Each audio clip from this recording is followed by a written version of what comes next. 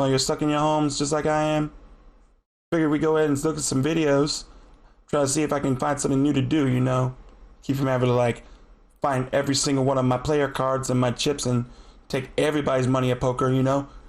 Times are tough out there for all y'all, so I figured try to see if we can get some things to read. I mean, books? I'll see if I can check out these Children of the Atom comic. Not sure what I'll get though. But you know, this wannabe frat bro, he's gotta come up on his local knowledge, you know? We watch all these damn movies from Marvel, might as well see where the source material is at, right? If you like what I see, what I do around here, you know where to go. I got some links down below. Drop a holla at what you like. I do some streaming on Twitch, but I don't want to get too far into that. I got stuff to do. I'm getting all, like, you know, fidgety and stuff here. It's like a little bit claustrophobic in this house. Supposed to be not getting anywhere near 6 feet of y'all. So, let me get a book. Read up on some good stuff. Check out Children of the Atom. There's a new trailer dropping in from Marvel Entertainment. Let's hope they got some good stuff for us. Let's put the cams on, brothers. Cams on. Ow, that hurts. Things cost too much.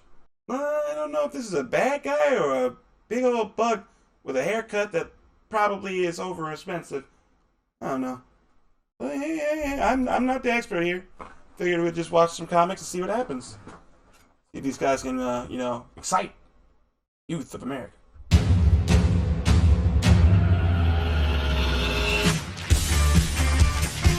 That is, you know, important to the now. And so what is more now than Zoomers? No. I feel like PewDiePie. I got cringe all over. Jesus Christ.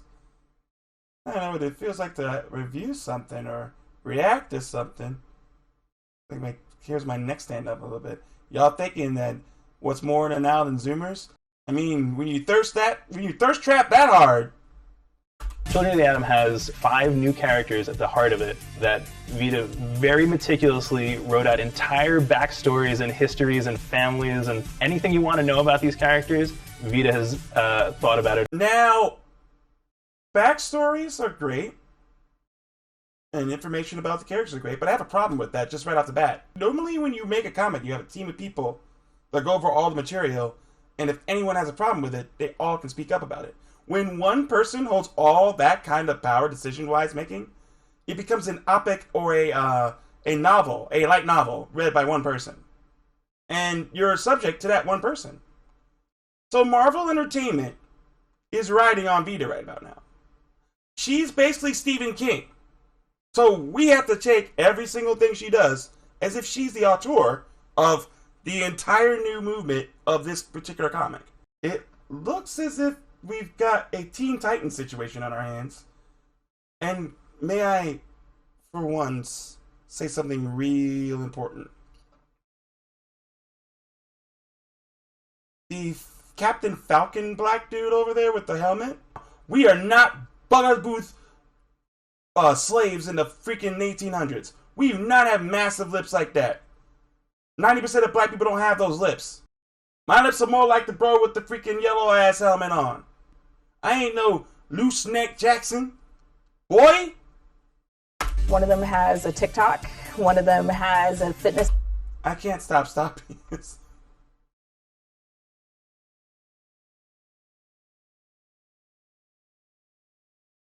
That just doesn't sound good.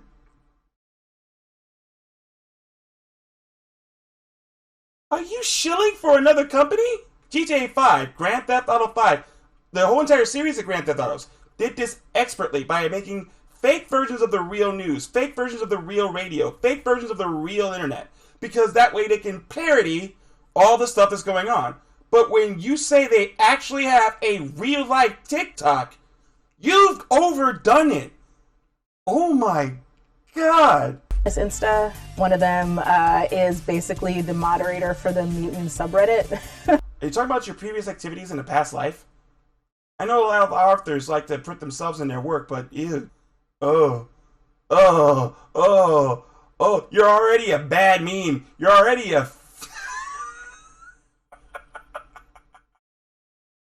Oh, Lord Jesus, I can't stop pausing this. Is a cosplayer, and the other one makes mutant music. fierceness is real. It's so bad. It's so bad. Just because people like doing that doesn't mean that that's your audience. Your audience are people that like to actually see something outside of their real life. They don't want their cousin as a superhero. You want your broke deadbeat cousin from the downstairs bedroom that's literally like, no, downstairs basement bedroom that's like playing Fortnite every single hour on the hour to be a superhero? You want that dude as your freaking superhero?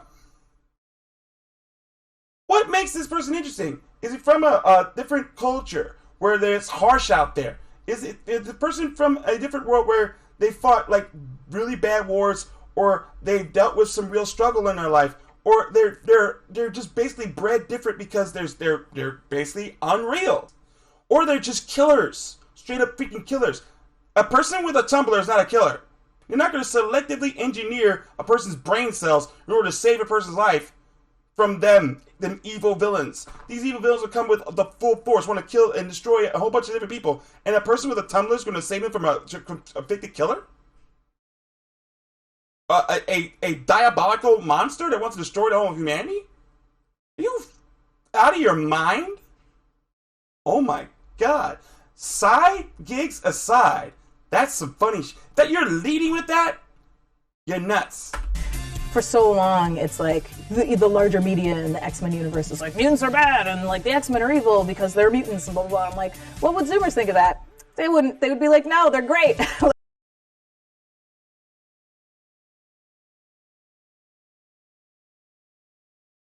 The entire idea of the X-Men as a conflict is thrown out the window because you're like, a Zoomer would think, what would a Zoomer think? But you've missed the whole point of X-Men. Kids were afraid of X-Men because they're mutants and they're unknown and they're different, and therefore they're considered as somebody other than normal. Therefore they were always subjugated and always villainized, even by the TikTokers and the young kids.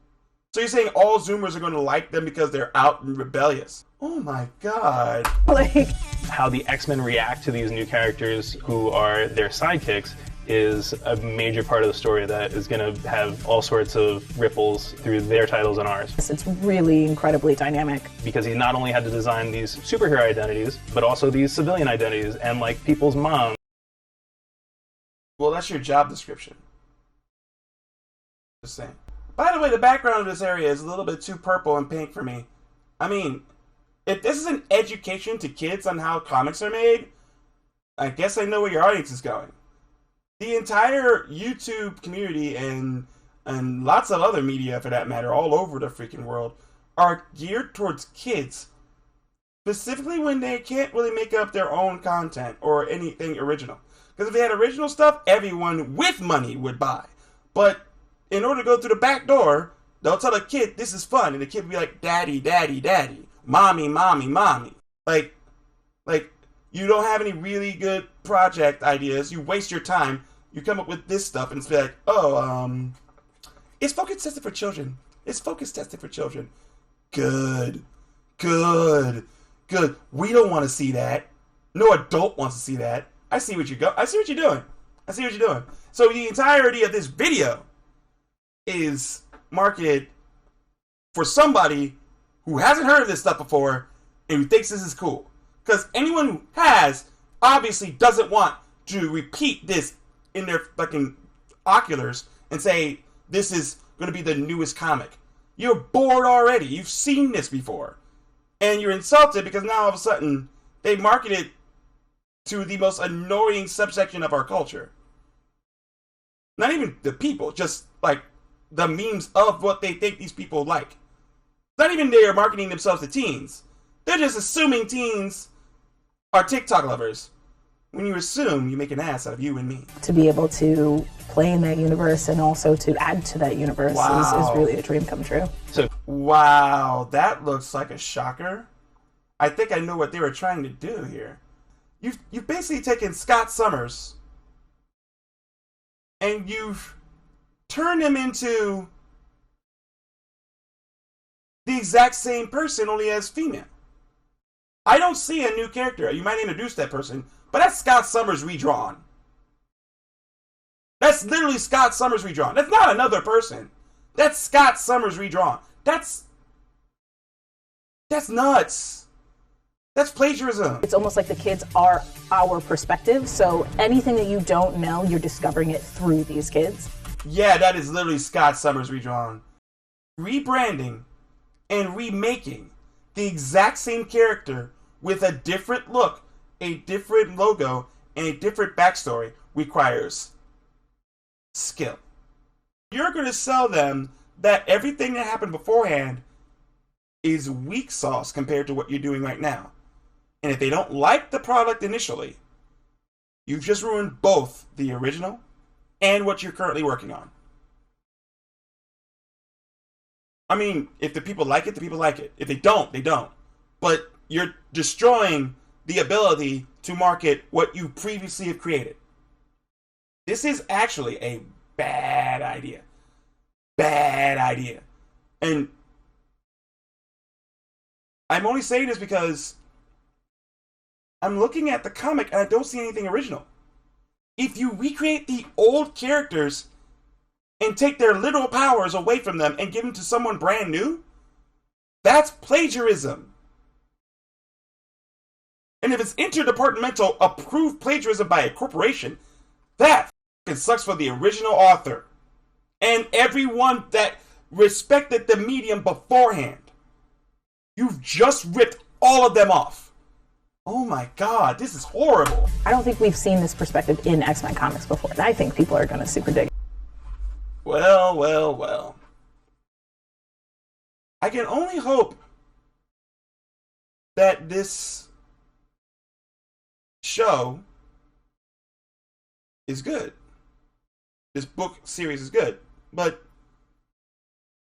I don't know. This is some weird stuff, man.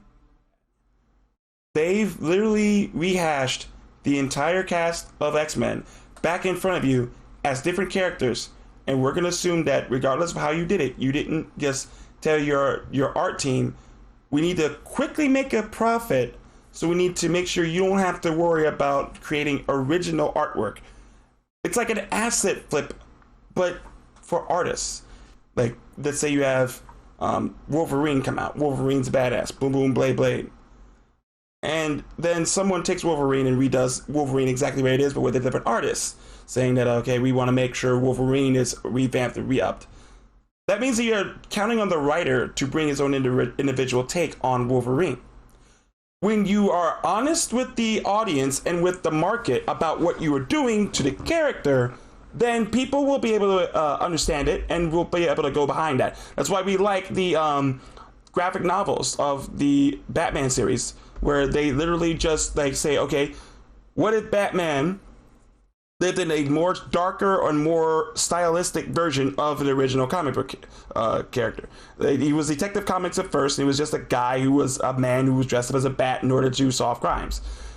At some point, they started focusing on his psyche. At some point, they started focusing on the city of Gotham as a whole being more corrupt.